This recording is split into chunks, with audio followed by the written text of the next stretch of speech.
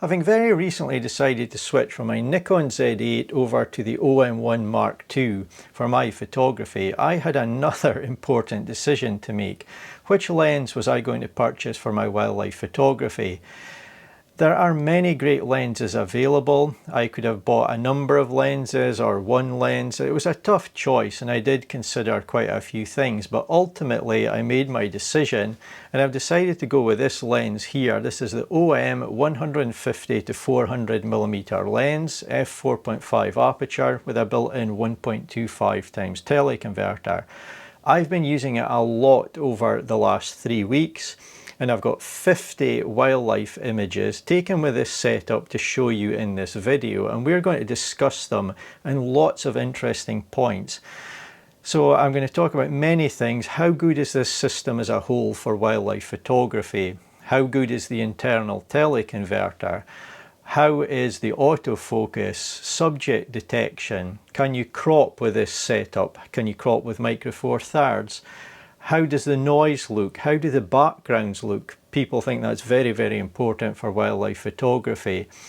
And I'm just going to talk about many things that I've experienced over the last 3 weeks. And I've even printed one of my wildlife photographs taken with this setup. So we're going to have a really good look at that and see how the image quality is on screen and also in print, which I think is really, really important. So even if you don't do wildlife photography, I'm sure you'll find something of interest in this video. So stay tuned and I hope you enjoy it. My name is Wayne Robertson and I'm a landscape and wildlife photographer based in Scotland.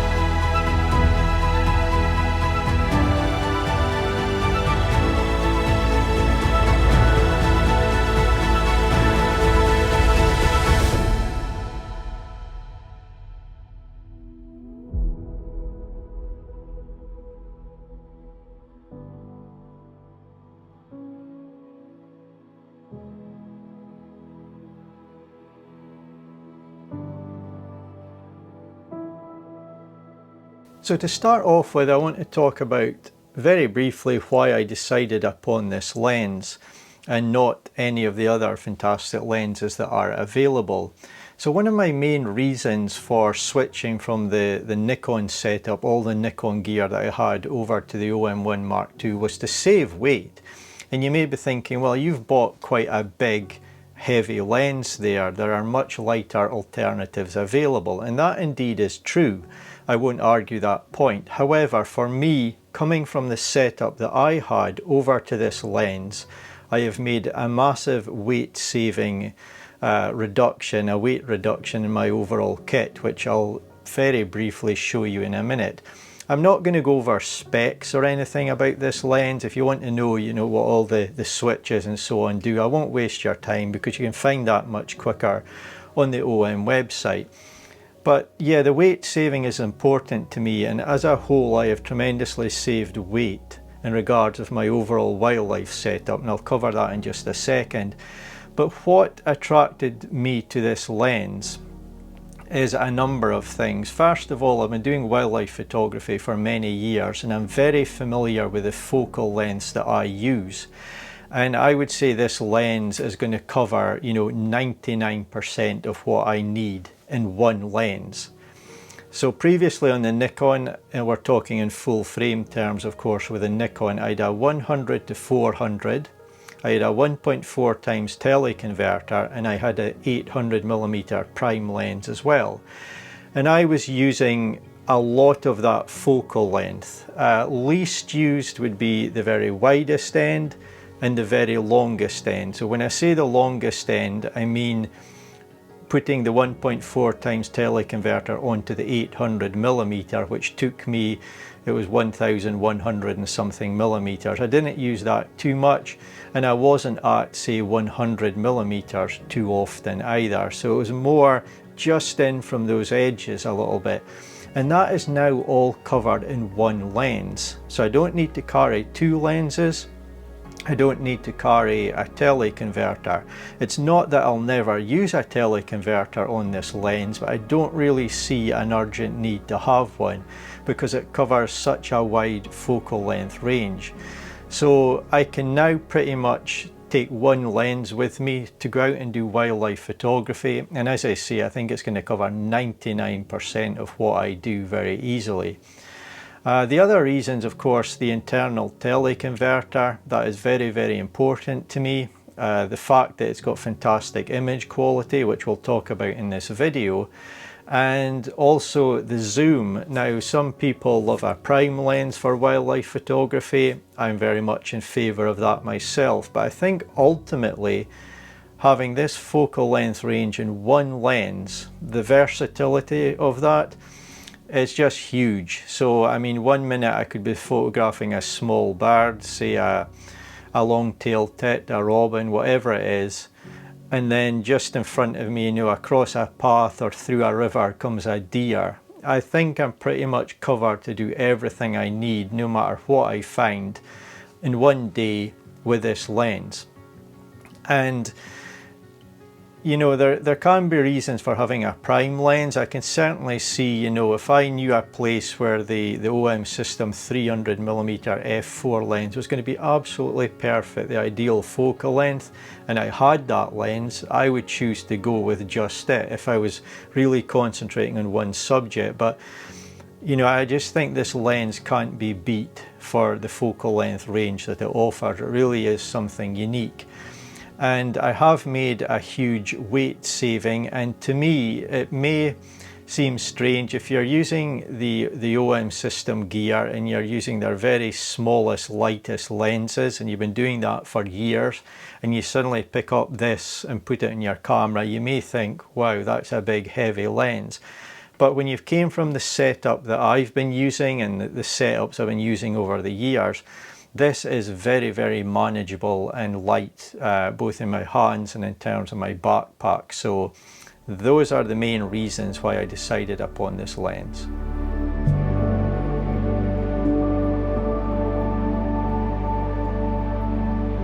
So what I hope to do with this video is give you my thoughts on this lens and how it works for wildlife with the OM-1 Mark II. But I think it's very important, just briefly, to talk about the weight savings that I have made moving to this system, because I think there's probably going to be a few people thinking, oh, that's not much lighter than a full frame setup. So what I want to do over here, I want to list what I was using for my Nikon gear, and I would carry that with me most of the time. And it's important to note for the Nikon Z800mm to have it attached to my Z8 camera body, even with the hood reverse. I needed quite a large bag to do that. So that's what I had in that setup. And then over here will be the OM-1 Mark II with a 150 to 400mm lens. And I'll show you the weights. And as you can see there, it is a massive difference. So the difference is 4.326 kilograms, which is a significant weight saving in favour of the OM system. And it's also given me many benefits. I don't need to change lenses. I'm not really thinking about using a teleconverter other than the one that's built into the lens.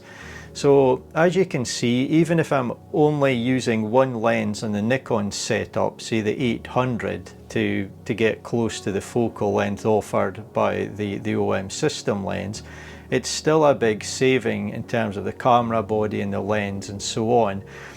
And yeah, I'm really, really pleased. I notice it on my backpack tremendously when I head out with a new kit. I notice it when I'm using it in the field. And I just want to cover briefly, some people may be saying or thinking, well, why don't you just get a very, very light 400mm, say, prime lens, such as the one Nikon offered, use it on your Z8, and then you can crop in. So it's a fair point, and there'll be different opinions on this. My personal take is that on all the camera systems that I've had over the years, many different manufacturers, I have found that generally speaking, if you're trying to capture wildlife, large in the frame as your final image, the autofocus works better when the subject is larger in your viewfinder or rear screen. So that's one important reason why I like to use this setup. So say in full frame terms, we're not talking about depth of field, we're only talking about full frame equivalency here in field of view. If I was at 1000mm in full frame terms on this lens, which I would be if I'd engaged the internal teleconverter, the subject will be much larger in my viewfinder than someone using a full frame system at 400mm. So I would fancy the chances of this setup doing a better job with the autofocus. And the other reason is that, obviously, I can, with this zoom lens, I can zoom in and frame my composition as I want it in camera, and I think that's really important to do. Now, full frame users or people who are, very knowledgeable about these things may be thinking, well, but I could enable crop mode on my Nikon Z8, which basically crops in, and therefore the autofocus will work better and you can do your framing because you're seeing things larger. And that indeed is true. On my Nikon Z8, if you enabled crop mode, then it would crop in, you could see things larger, and it would be destructive, I guess you could say, to the raw file. So it would crop in the final raw file. Those pixels that were taken out, you couldn't get them back. So then it becomes a question of which is the better image quality. Well, that's a tough decision. There'll be arguments about that, but my own personal take there is that, if you're going to do that all the time on a full frame camera, you say make a significant crop, throw away a lot of pixels, you're not getting the most out of your full frame camera. People who use those, I guess, are wanting all those megapixels, ultimate image quality, and maybe making really large prints. And if you crop in any imperfections in your image or any noise in your image, they will look worse because you've cropped in. So I don't think you're ultimately getting the benefits of a full frame sensor if you're really cropping in that much all the time for your wildlife photography. It's not to say that you don't need to crop in wildlife. Of course, we all do at times. We maybe don't want to if we can avoid it, but we sometimes have to. But I think to get the most out of a full frame sensor, you really need to put on the lens that's giving you or letting you capture subjects the size you want in frame without huge amounts of cropping. So that's my take on it, and that's why I'm really happy with what I'm being able to achieve with this setup here.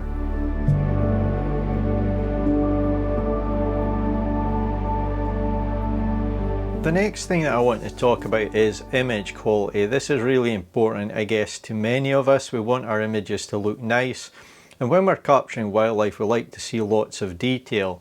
So throughout this video, you're going to see 50 images that I've captured over the last 3 weeks with this setup, the OM-1 Mark II with the lens that I'm talking about today. And you can have a look at all of them throughout the video and see what you think of the image quality. I'm going to show a couple to begin with. What I would like to say about these images are that, I've captured these over the first 3 weeks of ownership with this setup. I think I've perhaps maybe gotten a very, very, very small amount of portfolio shots perhaps, but also, I've just been out, I've been excited to have a new camera and lens, I've been taking shots, I've been trying to get a feel for the camera's ergonomics, familiarise myself with the buttons, get it set up the way I want, trying out the lens, testing image quality, noise and so on. So you're going to see 50 images. Some of them are not images that I would have normally captured. They're just taken for the purpose of trying out the lens and so on, because I've been really keen to see its image quality. So there's going to be some images here that I'm incredibly happy with as well. And yeah, a good range to look at. The other thing I want to say is that for context, they've all been very lightly edited in only Lightroom. So there's been no significant editing, and I have done absolutely nothing to the backgrounds to try and soften them or make them look sharper or try and make them look more blurred out of focus. I have done nothing in terms of manipulation. They've had very simple edits. So with that said, I've got my computer in front of me here, and I want to take a look at a few images. Well, just a couple to start off with about image quality and what I'm thinking of the image quality. And here's the first image that I would like to show, and if you have a look at that very small bar, I think it might be a chiff-chaff, but it's a bit hard for me to tell with this one. You will see lots of detail on the bar, tons of feather detail, tons of detail around the eye. There's really nothing else I would need. I mean, I can't imagine me personally needing more detail or a nicer looking image in terms of quality than this. You may have different needs and, you know, think differently, and that's absolutely fine. But for me, I'm incredibly happy with the image quality. I really don't think you would be disappointed with this lens, assuming you've got a lens like this that works properly. Of course, it's not had a knock or something and the optics are off, but yeah, I don't think you'd be disappointed with this lens at all. And for this next one here, we've got a blue tit. Again, lots of detail, very nice rendition of the small branch that it's sitting on as well. Tons of detail on the barred, and yeah, I thought it was just a nice opportunity to grab a shot of this. I quite liked the framing that I was able to set up. So you're going to see another 48 images, and I will quickly mention as well that one or two, or maybe just more than that, may appear in different sections of the video, may appear a couple of times, because there's relevant points about those images I want to make at different points in the video. But yeah, image quality, a definite thumbs up. You should not be disappointed with this lens and camera setup.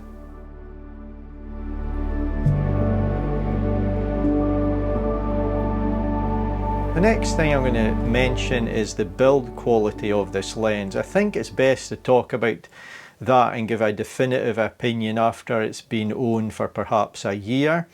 But in my first 3 weeks, I'll certainly give you my honest impressions.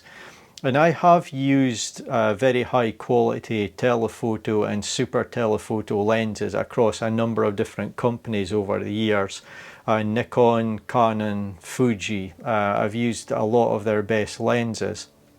And I really do think that the build quality of this lens is right up there. It's fantastic build quality. It seems very solid, very well made.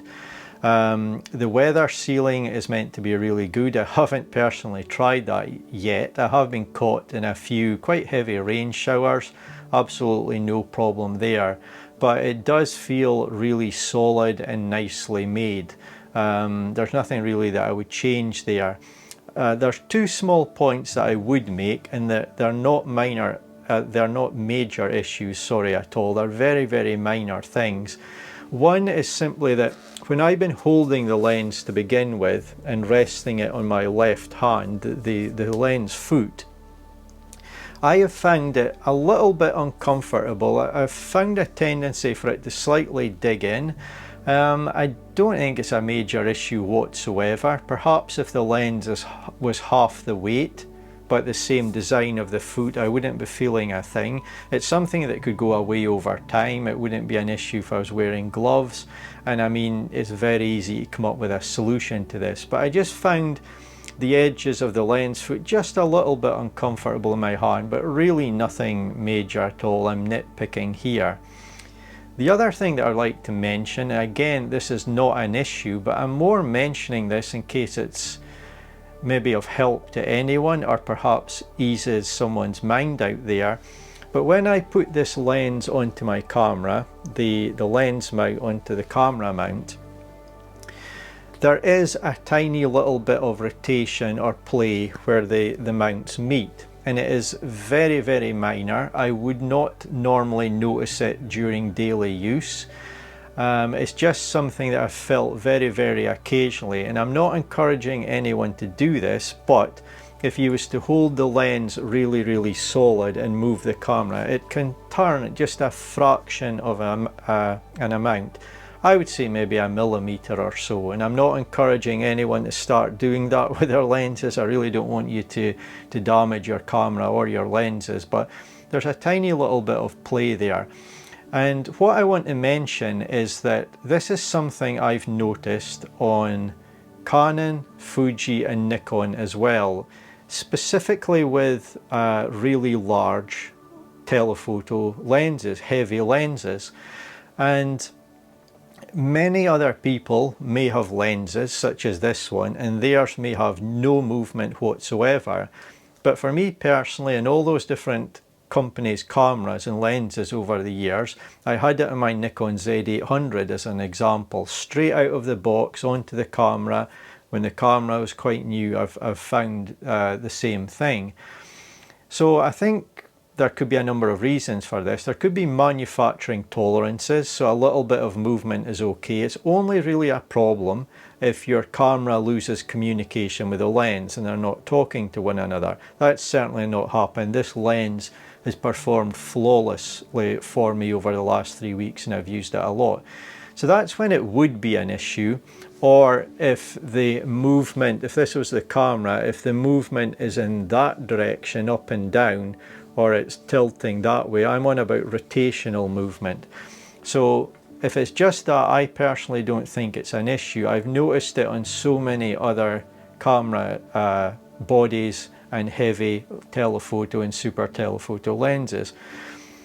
Is this intentional? I'm not sure. Perhaps metal can contract and expand a little bit in different temperatures, so there's something about the design of these lenses need to be made this way. But as I say, I think other people may not have this, but I think it's definitely okay if it's minor. But I would be interested to hear from anyone else. If you've got this lens, please don't do anything that could damage your equipment, but is this something you have noticed on your 150 to 400 millimeter lens? Or has your lens got no movement whatsoever? I'm certainly not concerned about it. I'm more mentioning this as it may put someone's mind at ease, hopefully.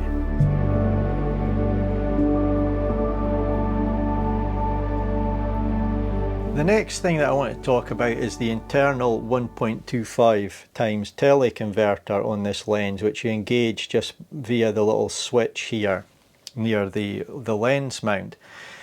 This is absolutely fantastic to me. I've always thought it's a wonderful invention having these things built into a lens. I do find it a bit of a nuisance when I'm out in the field, especially if the weather's not great and I have to put on an external teleconverter. It's something that I don't like doing, but the internal ones are absolutely great. This one here specifically, I don't think there's any difference whatsoever in the image quality.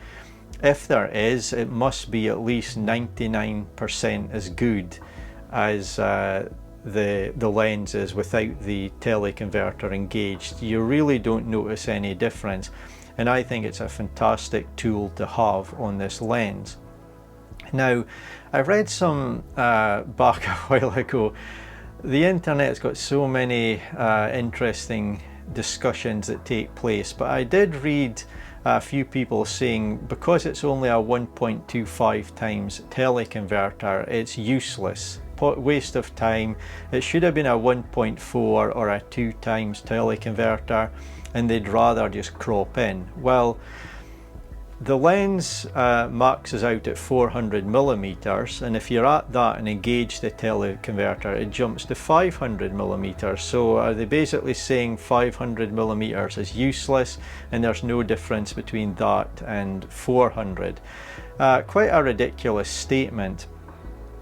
Where I think this comes from is that You know, often people may be photographing wildlife when it's simply too far away, so they could be photographing a bird in the sky. You know, it's just a speck in your frame, taking up maybe 3% of your frame or something like that, and then they maybe put on a 2x teleconverter because, oh, it's too far away and I need to get it bigger.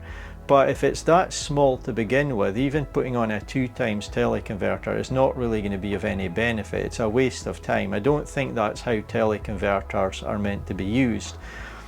They are better used when the subject is close to the size that you want, and then you can put on the correct teleconverter or engage an internal one to get it the actual size that you want. And some people say, oh, I would just crop instead, but I'm very much a believer that the quality of this teleconverter that's built into this lens is so good, it's much better to use this rather than crop. And it lets you retain more megapixels, so if you can get the shot right in camera, your final image will have the full amount of megapixels. So in theory, it's a better quality image technically. There's more pixels. You could print bigger without having to resize it, and so on. Resizing is always an option, but I think if you're going for ultimate image quality, this 1.25 times teleconverter very much does have its place. So I want to give a couple of examples here of the teleconverter.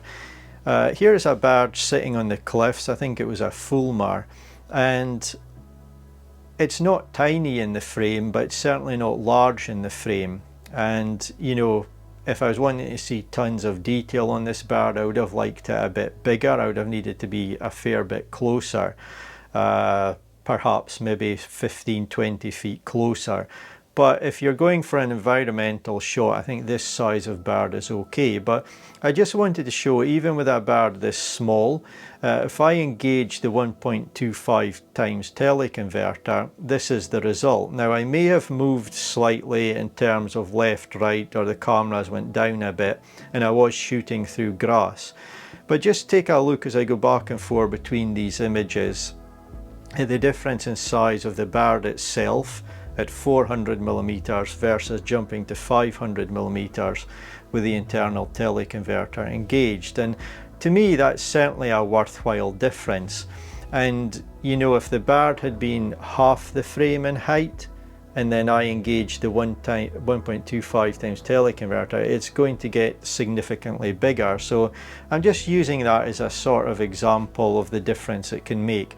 I was a reasonable distance from this bird, but even though it's, you know, fairly small in the frame to begin with, it has made a meaningful difference, and I think significantly impacted the composition. And then finally, just for a quick look at the teleconverter quality, this one was shot here again, the teleconverter engaged 500 millimeters. And if I zoom in here, I can see tons of detail on the pigeon and also the hay bale. The image quality is really, really good. I would say indistinguishable or next to indistinguishable from using the lens without it. So definitely something I've been using a lot for small birds and so on, to get them framed up the way I want in my viewfinder.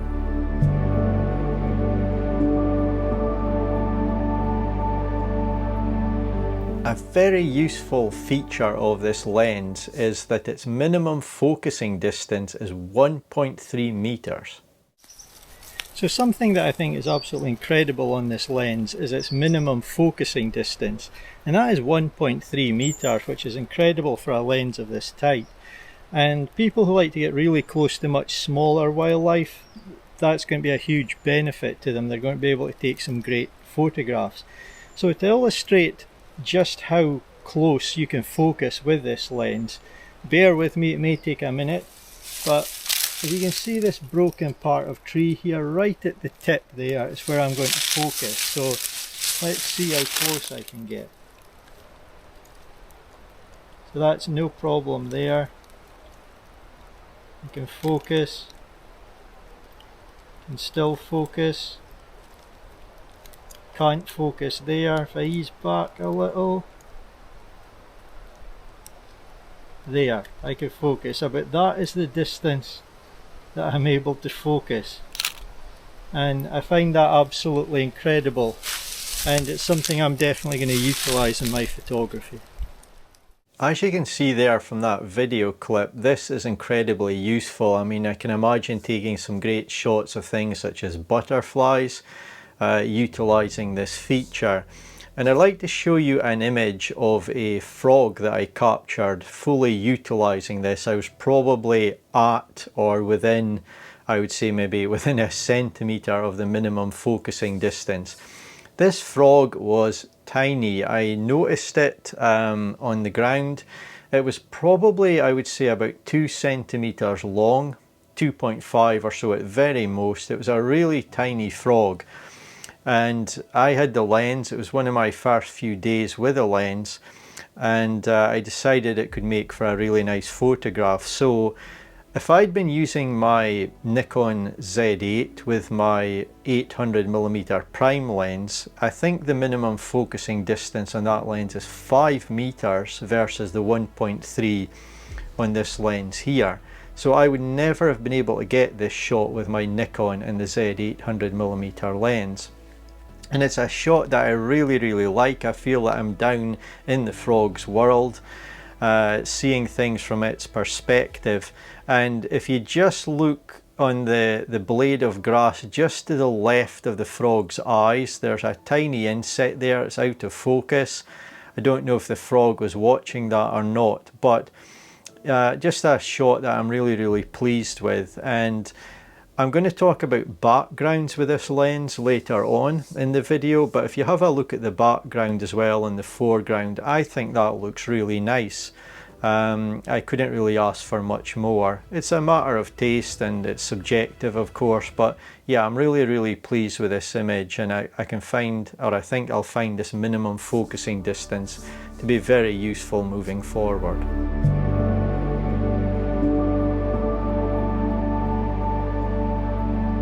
Very important to a wildlife photographer is the autofocus in your setup. How well does it perform? Is it reliable?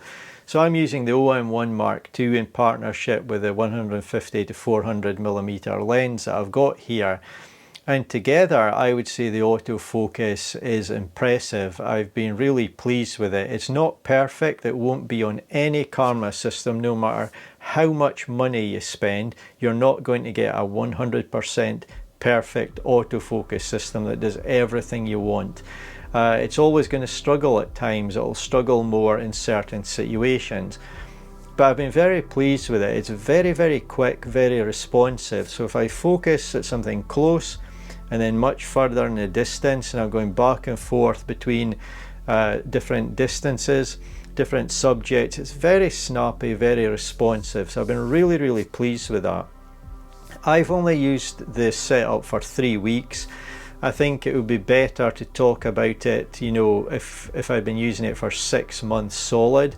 I would know even more about the system at that length of time. But yeah, I've been really impressed with it. But there's a lot when it comes to autofocus. You know, you've got birds in flight. How quickly does it lock on? How does it track them? How good is it with subject detection, at finding a bird perched in a tree? How is it with animals? You know, if you're focusing on a stationary subject and it starts to move, is it going to track it nicely? So there's an awful lot that goes into this, and maybe some of those scenarios that I've just talked about are more important to some people than others. Now, I haven't done a huge amount of birds in flight over the last 3 weeks, but I would like to show you a few images just to show you. I've found it very capable for what I've been doing so far. There's probably an interesting story or some context I can put to these. But yeah, some seabirds here, just to start off with the first couple of images. Nothing too difficult for an autofocus system, you would hope. However, it was quite poor light, and it's quite a dark bird against what at times can be quite a dark background again on an overcast day. And I had a high success rate here. I didn't work it out, but yeah, there were very few images that were out of focus in in all of these that I took. I'm talking about a tiny percentage, so right from the word go, that was a good sign.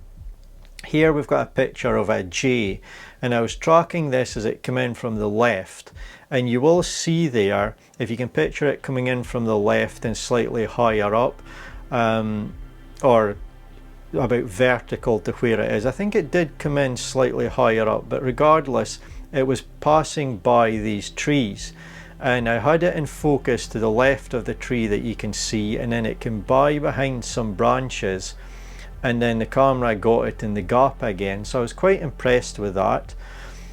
Here we have way off in the distance, this was shot at quite high ISO, I'll come back to this image later, but this is a kestrel that just caught maybe a vole or a mouse or something.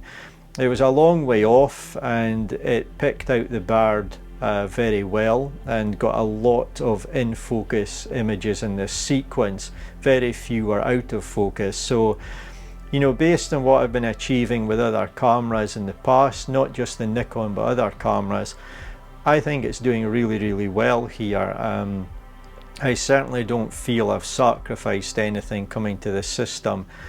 Quite an easy shot here, but again, this is a buzzard and it's got the eye and everything sharp, so no problems there.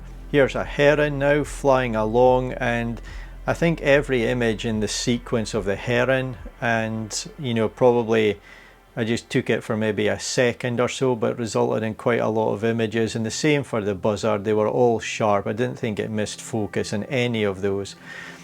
So I've not got tons of experience of doing birds in flight over the last 3 weeks, but when I have done it, I haven't been disappointed. The odd out of focus image, of course, in certain situations, but overall I'm very pleased, and you know, if I can't take good images of birds in flight with this setup, that's my fault and not the camera.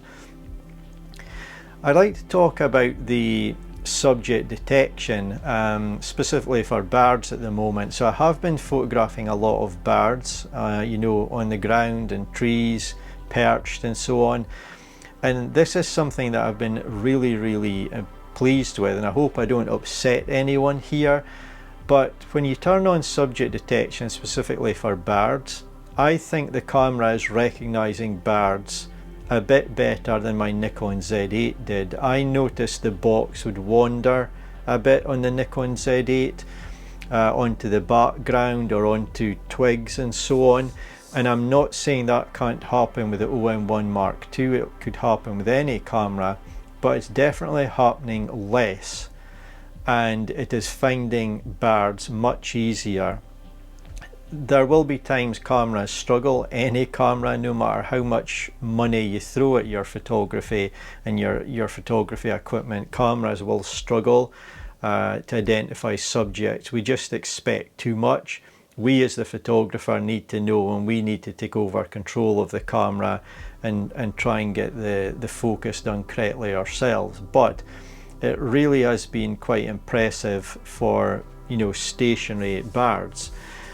There could be a couple of reasons for this. One is that, and I think it could be the entire reason, or it's 99% of the reason, I just think the algorithms, or however they've got subject detection encoded within the software of the camera, is doing a better job.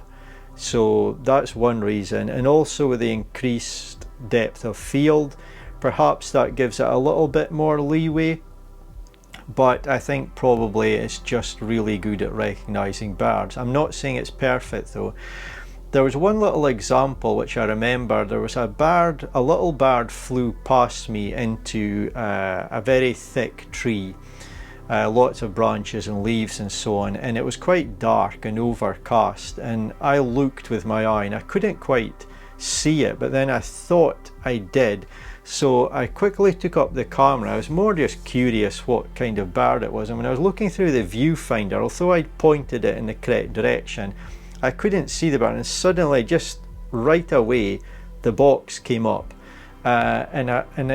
my actual image, I didn't take an image, but the image as I saw it through the viewfinder was very dark, so it was underexposed, but the subject detection box locked onto it, and it was a small robin.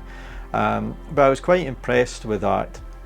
I was more just curious. I didn't take the image, and don't expect miracles. I'm not saying, you know, this will happen all the time or it's perfect, but I am generally impressed with the autofocus system.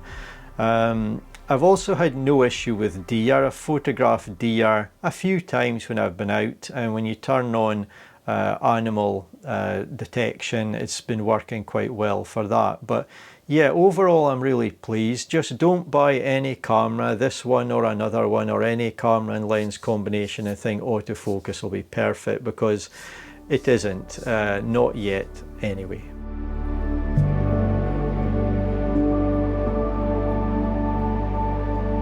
Don't believe everything you read or hear people say on the internet. I think that's some very good advice.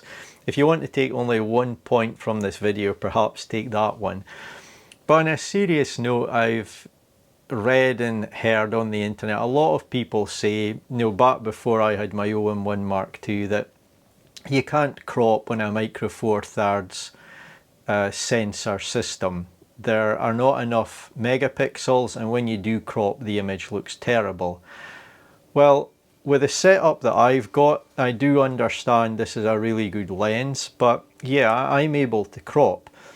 Now, it all depends on what you want to do with your image. Where is its final destination? So I've got some examples here where I've done what for me would be a significant crop.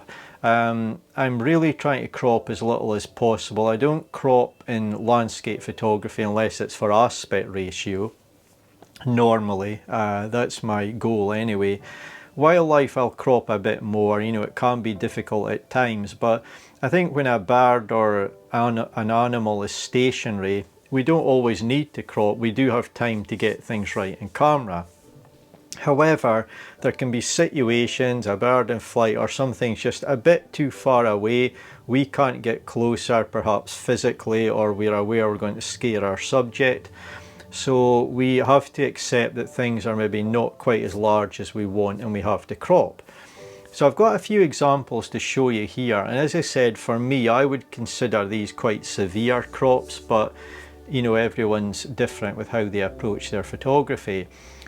Now, these would all be absolutely fine for, you know, showing in a video, showing online, putting on my website, printing quite small. So you definitely can crop, and I think the image quality, as I hope you'll agree, seeing the images is still really good.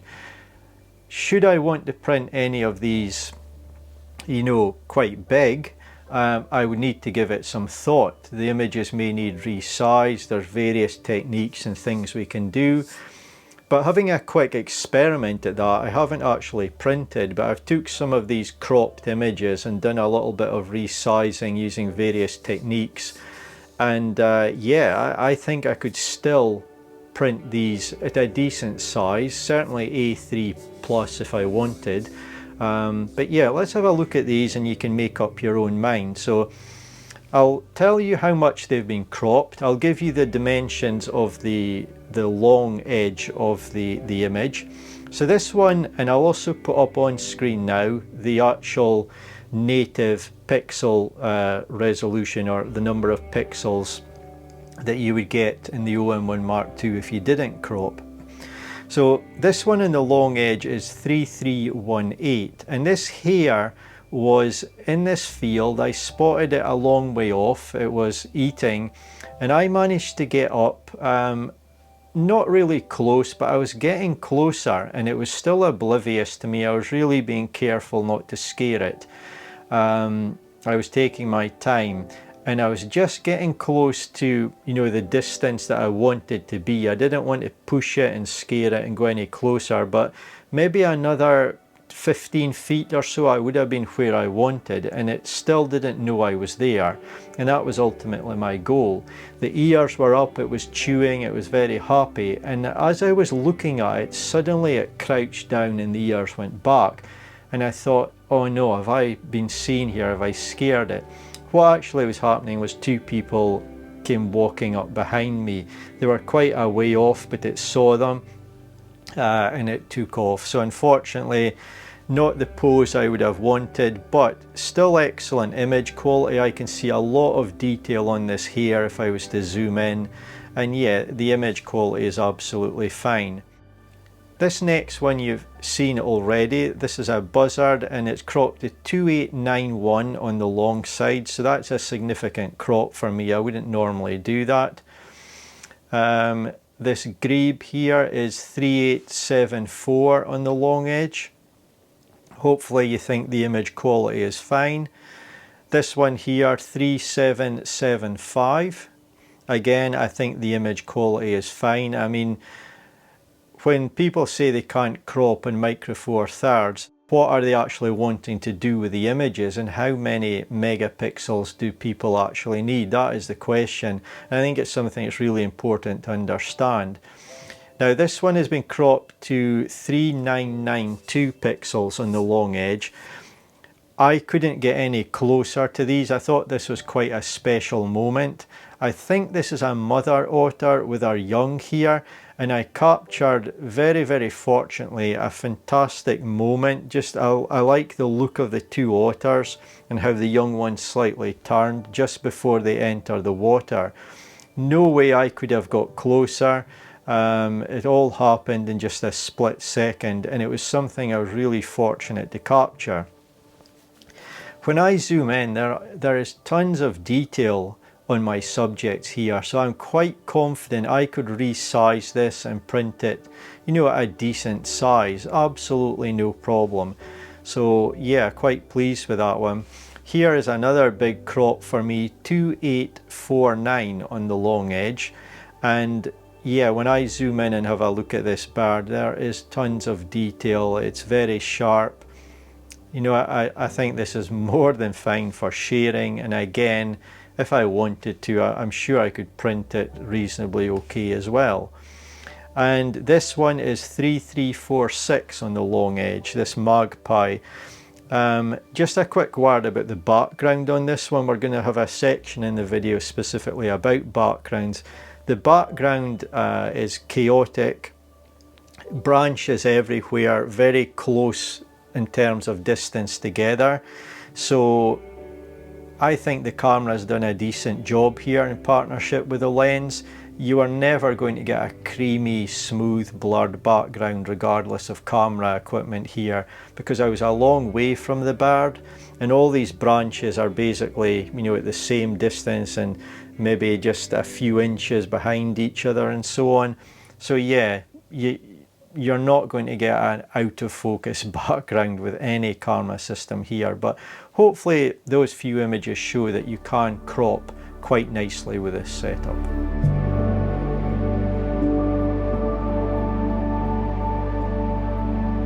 The next thing I'd like to talk about is how have I found the high ISO performance with the setup that I'm using now for my wildlife photography.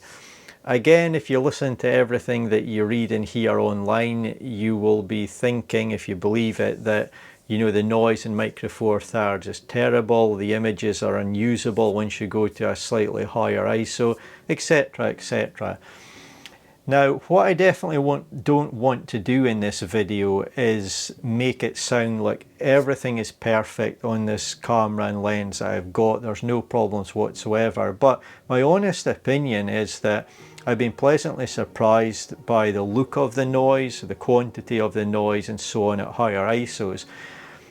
Everyone is different. You may be trying to do some different types of wildlife photography from me, but when you get to the end of this video, you'll have seen 50 wildlife images. Many have been shot at sunrise and nearer sunset, and there's been some noise at times. Often I've been shooting at quite low ISO levels, even at sunrise and sunset, depending on my shutter speed obviously, but it's been absolutely fine for me. I think in the images that we go through, the highest ISO is 8000. But I have done some experiments higher than that, And you know, if I work with a bit of noise reduction, do some editing, I think they can provide acceptable results as well. So I'm not saying I wouldn't go above 8000 ISO on this camera, and I'm not saying 8000 is the limit or the sort of limit I've got in mind. I'm just saying that's what I've shot at in the images that you're going to see across here. The maximum is 8000. But yeah, I'm generally not needing to use extremely high ISOs in my types of wildlife photography. Now, to be fair, I haven't been out in the morning, half an hour before sunrise, in a deep dark woodland trying to capture a sparrowhawk flying at full speed. Any camera, any lens is going to struggle in that situation to deliver what I would call a technically clean, very good looking image with very little noise. It's going to struggle in any system, but hopefully you'll see across the 50 images that I'm showing you that noise hasn't been a problem to me. So I like to start with one you've seen already, this kestrel. This was shot at ISO 8000. I did some noise reduction, and to me the image quality is absolutely fine, no problem with it whatsoever. This was a fleeting moment where I saw this bird in a very, very dark section of woodland, and I don't think I even had 1 second to take this shot. My shutter speed was too high for this. It was much higher than I needed based on something that I'd been photographing earlier. So my ISO was at 6400 and it's cleaned up very nicely. The noise wasn't terrible to begin with, but yeah, ISO 6400, and I've got a very nice result, and what was a split-second encounter in a very dark woodland. This ISO here is ISO 4000 for this image. Again, it looks fine. Here we've got another ISO 4000 image, no problem with the image quality there to me. This one was ISO 6400. There was some noticeable noise in this one, but I didn't need to go extreme with noise reduction to fix it. This one again showed some noise, ISO 6400. This was took probably about 5 or 10 minutes before sunset. But yeah, the result is fine. So hopefully that's just a guide to you that you can get nice images out of this camera and lens combination using slightly higher ISOs. But as always, it's subjective, and you may be doing a different type of wildlife photography and think it's not suitable for you. That's obviously fine. But for me, I have no problem with this setup, and I'm happy to photograph at sunrise and sunset. I just, you know, I've got goals I want to achieve, and there's things that I want to try and not try. And for the types of photographs you've been seeing, it's been absolutely fine.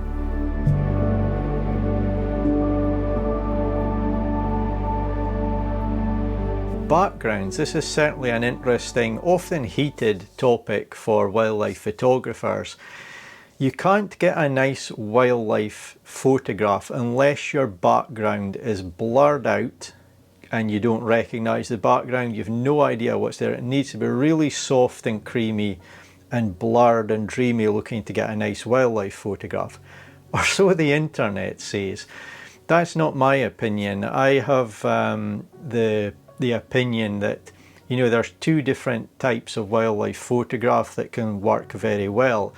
Sometimes I think that soft blurred background is the correct choice and it can make a subject look fantastic. At other times I think showing a bit of the environment around your subject is the best choice. And it really depends on your own preferences, and it also really depends on the situation you're in. Sometimes it's impossible to get a completely out of focus background. So it's subjective, it's personal preference. The important thing is the photographer's knowledge of how you do get out of focus backgrounds and foregrounds if you want that. And also gear does come into it to some degree. So the good news for me is that I think my OM-1 Mark II with this lens here is helping produce images that I'm really pleased with, and I certainly can get soft out of focus backgrounds and foregrounds if I so wish, if the situation allows for it. Sometimes it does, at other times it doesn't, and because of where my subject is positioned, I can't do anything about it. The background's always going to be relatively clear and easy to see. Sometimes I can't move myself and so on. So as long as we have the knowledge of how to get the out of focus look if we so want it, we have options. And yeah, I think the Micro Four Thirds system is definitely capable of producing nice backgrounds, even if the internet or a part of the internet says it's not. So just for your information, throughout this video, I would say 90% of the images, if I was at 400mm or less, were shot at f4.5. And then if I had the teleconverter engaged, I was at f5.6. There's a very small number of the images where I probably closed down the aperture a bit more just to get a bit more depth of field, but that's just something to bear in mind as you're looking at the images. So I'd like to show a few, just that I think show some examples of how backgrounds can look depending on the situation, of course. You've already seen this tiny frog. I was very close to it, so the background and everything I think looks really nice. You can still see a little bit of detail of what's there, and I think that enhances the image. Here's a squirrel that I took. Obviously the ground behind it is quite close to the squirrel, but I still think that looks nice enough. It's personal preference, totally down to the viewer and the photographer what they like. I quite like this image here of the long-tailed tit because its eye I managed to catch in a very strange opening on this leaf. It has quite a dreamy look to it, and you need to understand obviously that these branches, they're very, very close to the bird, and you know, you're not going to get that unrecognizable with any camera system in the world. But I do like how this camera and lens are rendering the backgrounds. I think it looks quite nice personally. It's down to personal preference, of course. The bird in this tree here we've seen earlier, but again the background I think looks okay.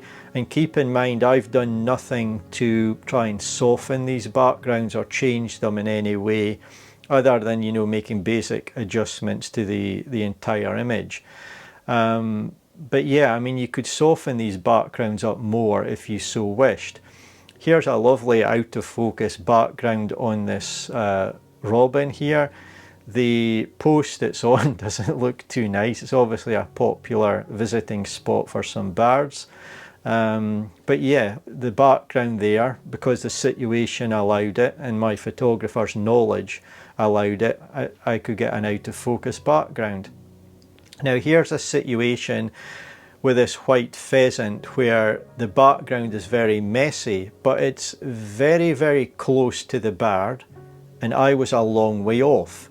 So I don't think you would get a dreamy, beautiful background in this situation with any camera, but I'm just showing it just to give an example of how this looks. Then the bird moved, and you can see there's another one in the shot now, and the situation has changed. So I think now this has got quite a nice look to it. There's a bit of context to what's going on behind the pheasants, but it's still soft and it doesn't grab my attention. That's my own opinion. Other people may have a different one. Here, this bird in the tree here, again, I'm perfectly happy with that background. Even the twigs of the tree that it's on are going out of focus behind it. So yeah, I think the bird stands out absolutely fine. Again, another blurred background here. I quite like how this looks. Wouldn't really want anything different there, to be honest. I had a lot of fun capturing this small wren, and this is one of the benefits I'll talk about of this system later on, but I was able to, you know, hold the lens up in front of me for quite some time, knowing where this bird was going to go, to be able to capture this shot. I certainly would have struggled holding my Z8 with Z800mm lens, but I'm happy with that background, and you may see some little shapes and so on out of focus. That's just grass. I got the exact same things on my Nikon. You know, it's just maybe little branches and bits of grass and so on in the background, but overall that bird stands out, and yeah, it's a nice background. Here I really like this shot of the robin. I wouldn't change anything. It's down to the viewer if you like it or not, but I'm perfectly happy with that background. I wouldn't really want it to be any softer. I wouldn't want it more blurred, more out of focus. So those are just a few examples. I'm not here to sell equipment. I'm just here to share my own thoughts and experiences, and I hope it's given you an idea of what you can do with the lens and camera setup.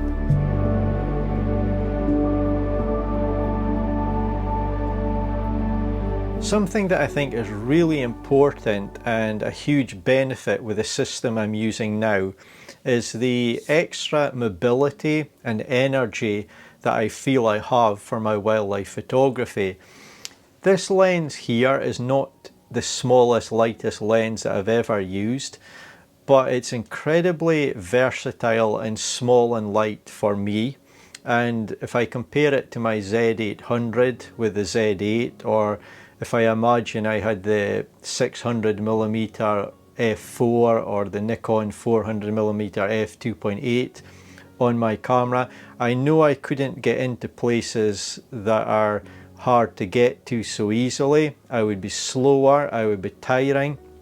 I couldn't hand hold the lens aimed at a subject or a perch for long periods without tiring, where I can keep holding, waiting for that important moment to happen. So I think the mobility that this lens and camera system has given me over my old setups is something that's huge.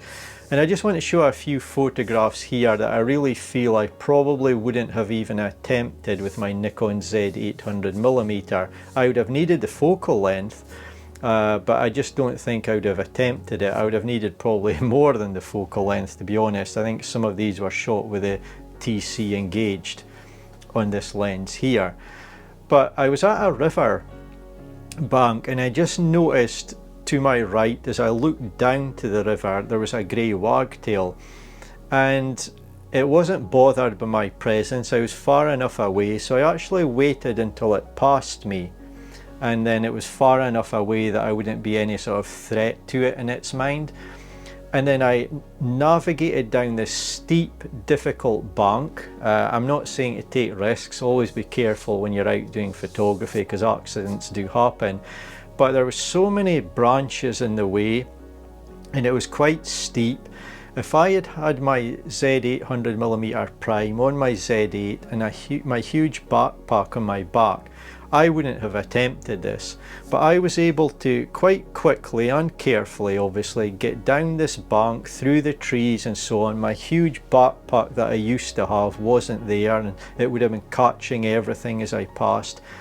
And then I was able to crouch down. The backpack was very light. The camera and this lens here feels light to me compared to what I have.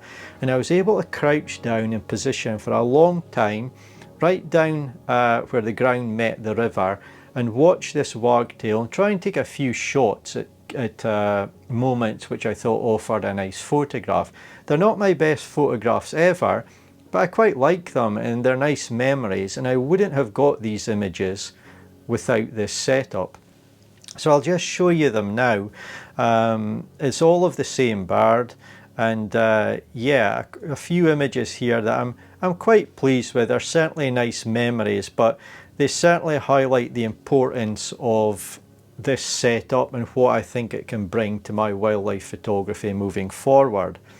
And I've got one more example here. This pheasant was in a field, and I very carefully and slowly made my way towards it, crouched down behind some cover as best I could, and I could see what it was doing, where it was moving, and the head was going up and down as it was eating, and it was having a look around.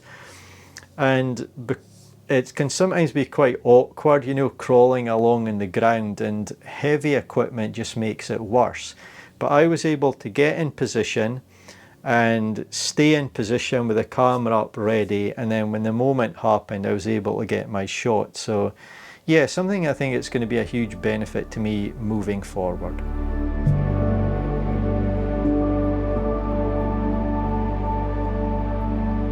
What I'd like to do now is just show you some images that I've taken over the last 3 weeks with the OM-1 Mark II and this lens right here. And I'm not saying they're great photographs, but I just want you to see how images look with this setup, just to give you an idea. And once that's done, I'll come back and I'm going to show you an image which I'm incredibly pleased with. It was a very special experience that I had, and we're also going to take a look at a print of that image as well.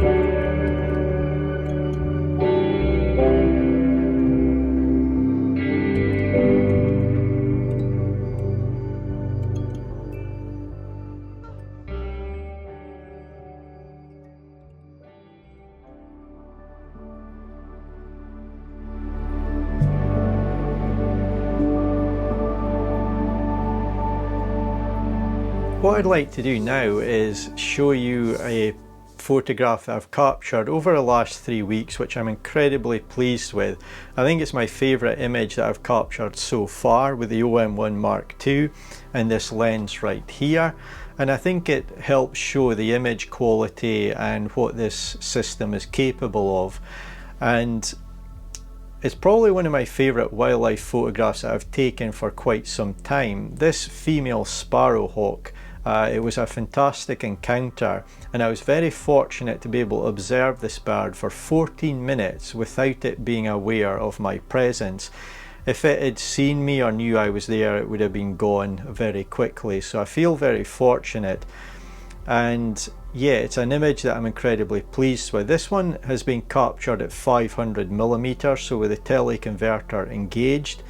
I think the image quality is fantastic, and I think it's a really good example of the type of image quality that you can achieve with the OM-1 Mark II and this lens right here. I hope you do like this image. I'm incredibly happy with it. I wouldn't change anything about it, and I've made a print of this image, so let's go and have a look at that one now. Here is the print of my sparrowhawk image, and I'm incredibly pleased with this print. It's on a sheet of A3 paper, so the long edge is 19 inches, 13 inches down this edge here, the short edge. And I think the print is really nice. I couldn't ask for anything more. I always like to point out that I do my own color grading in video, so this image here, or this print here as you see it in the video, may not look the same as the digital image which I've shown earlier in this video. That's simply due to the video, the colors, the color grading and so on. I've got my own little setup for viewing my prints, and this is identical, 99.999% identical to how it looks in my monitor. I couldn't get a closer match, so I'm incredibly happy with it. Print is a 2D medium, but this image to me, as I look at it, really looks lifelike in 3D. The bird absolutely pops out of this sheet of paper as it looks in this direction against the background. The background has just the right amount of focus in my opinion. I think it's a nice background. I really like seeing the sparrowhawk with its reflection at the edge of this water, and the background and the environment it's in is a really important part of the image in my opinion, so I really like how it looks. The colours look natural and vibrant, and I'm extremely happy with this print. There's lots of detail in the sparrowhawk. I can see everything that I need to, and yeah, I wouldn't change anything. I'm incredibly pleased with it. So I hope that gives you an idea of the types of images that this setup can produce. For anyone who is interested, this print here is available for purchase on my website. You can purchase it just like this at this size, or something smaller. For anyone who has an interest in my photography and would like to purchase a print, thank you very much. It is greatly appreciated.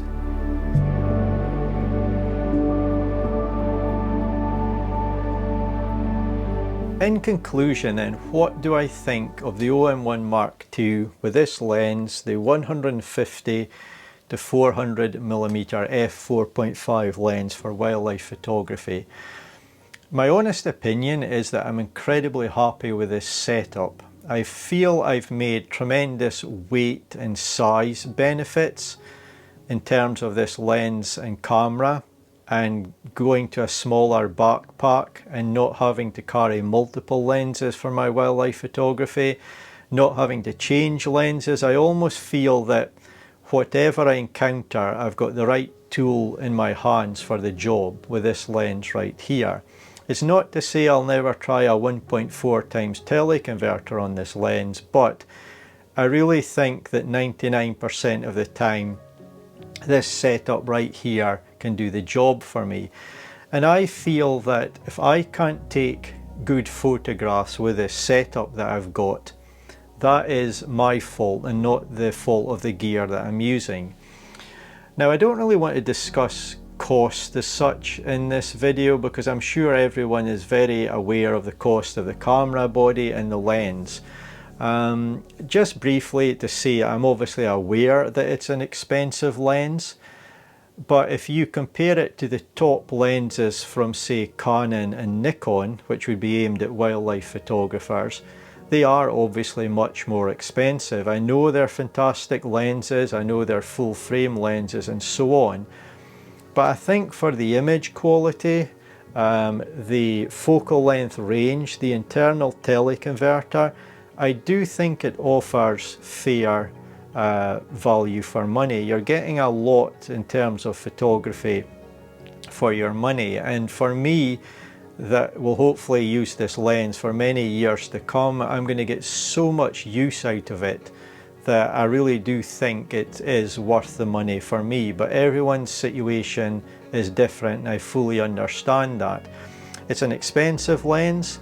I've obviously traded in a lot of my Nikon equipment, all of my Nikon equipment, and been able to get it, and I personally know how hard I've had to work over many years to be able to afford any camera gear that I've got. So just regarding price, that's pretty much all I would like to say about it really. I do think it's worth the money for the serious wildlife photographer. That's my opinion. But overall, as a wildlife setup, I'm extremely happy with this, and the mobility, I can go about shooting all day. I don't really need a tripod. It would be more for video work that I'd be interested in a tripod. but even then I think I can take fantastic video handheld with this setup. It's something I'll need to look into more. As I said, I've just been using it for 3 weeks, but yeah, I'm extremely pleased so far, and I'm very pleased I made this switch. So I hope you have enjoyed watching. I hope you found some parts of this useful to you, maybe for your own photography, or it's maybe gave some food for thought about some thoughts you're having yourself, wondering, do you want this camera, body, or potentially lens for your wildlife photography? Thank you so much for taking the time to watch all of this video. It really does mean a lot to me, and I do hope to see you in my next one.